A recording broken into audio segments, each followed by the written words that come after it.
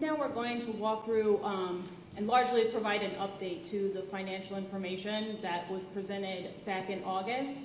And we've been provided records that cover the first 6 months of the village's fiscal year 2025. As of October 2024, the village's general fund, which is the fund that's used to account for the majority of the village's operations, remains in a net deficit position. However, the deficit position has decreased or improved from the information that was presented in August. And as of October 2024, the general fund's net deficit position is currently $2.4 million. Additionally, during the first 6 months of fiscal year 2025, the average monthly expenditures of the village have also decreased.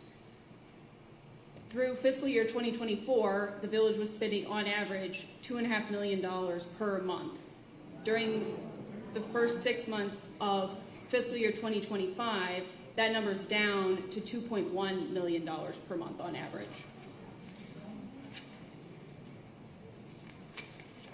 Following along with that... Can I just interrupt? Yep. I think it's also important to note that when we provided an update back in August of last year, which laid out many of these numbers and showed the village in really dire financial condition, the trustees immediately took action to address particularly the spending side of the ledger, significantly reducing the number of credit card access, working with banks, restructuring some of the expenses. So that accounts in part for the reduction in expenses. And as Mando explained, there were other factors that contributed to this, but I wanted to note that the trustees heeded the concerns that we raised back in August and took specific action, many times in opposition from Mayor Henyard, to make sure that they were starting a process of putting the village back on better financial footing.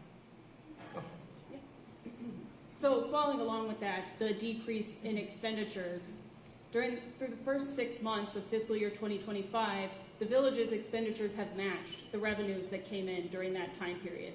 This is in comparison with the same time period in fiscal year 2024, where the gap in revenue to expenditures was almost $5 million. So the expenditure and revenue gap has improved. This gap decrease is for two primary reasons. First being, as of October fiscal 2025, revenues are approximately $3 million more than compared to the same time period in fiscal year 2024, which is largely due to the timing of when the property taxes were released to the village. In 2023 and 2024, property taxes weren't released until November or December, where in fiscal 2025 they were released much earlier. But additionally, expenditures have gone down, most notably general administration, police department expenditures, and public works. A couple of categories that we found significant decreases is in general administration, telephone, and miscellaneous expenditures, as well as in police department overtime and medical insurance.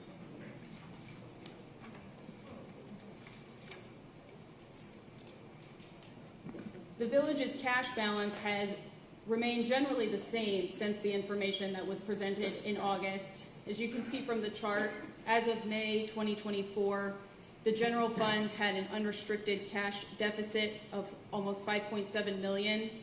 As of October 24, that amount is a deficit of around $5.5 million. And this deficit includes the amount of held checks that the mayor discussed previously. Those are reflected in these deficit balances. Regarding those held checks, as we presented in August, since March of 2023 and nearly every month since then, a portion of the checks that were approved and printed have had to be held.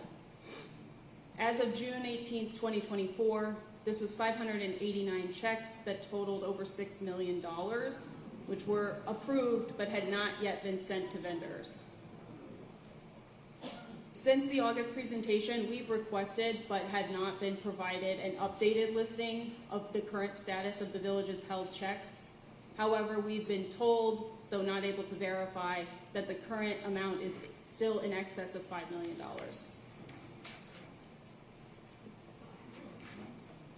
Turning now to discuss the village's use of credit cards.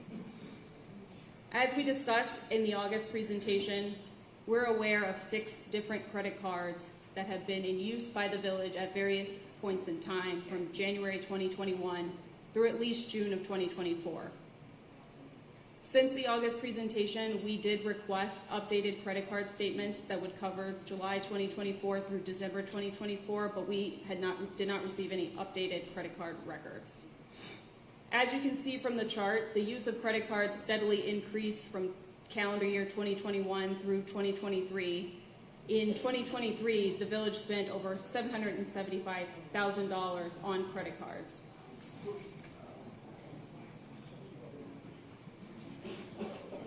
As the mayor earlier discussed, oftentimes credit card expenditures have no accompanying receipts.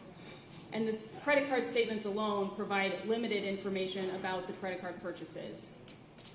Given this overall lack of available documentation, it is not possible for us to ascertain important information about the village's credit card use, such as who made the purchase, was it an approved purchase, and what was the government purpose. This type of additional information is necessary to perform a complete investigation of the credit card use and to draw any conclusion about any individual purchase.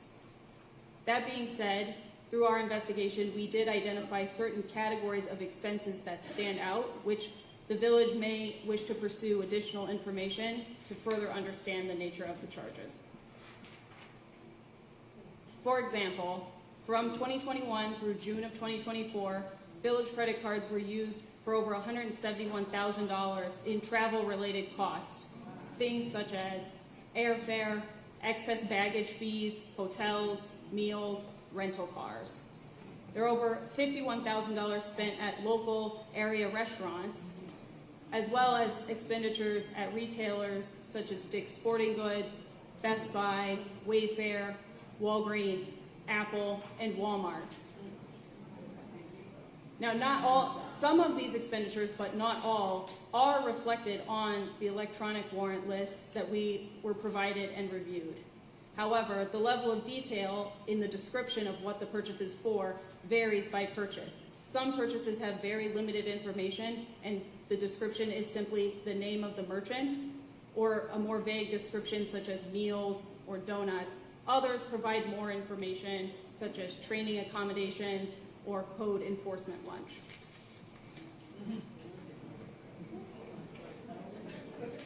One area in our investigation where we were able to obtain detailed purchase information relates to Amazon purchases. The vast majority of purchases made by the village on Amazon were paid for with village credit cards.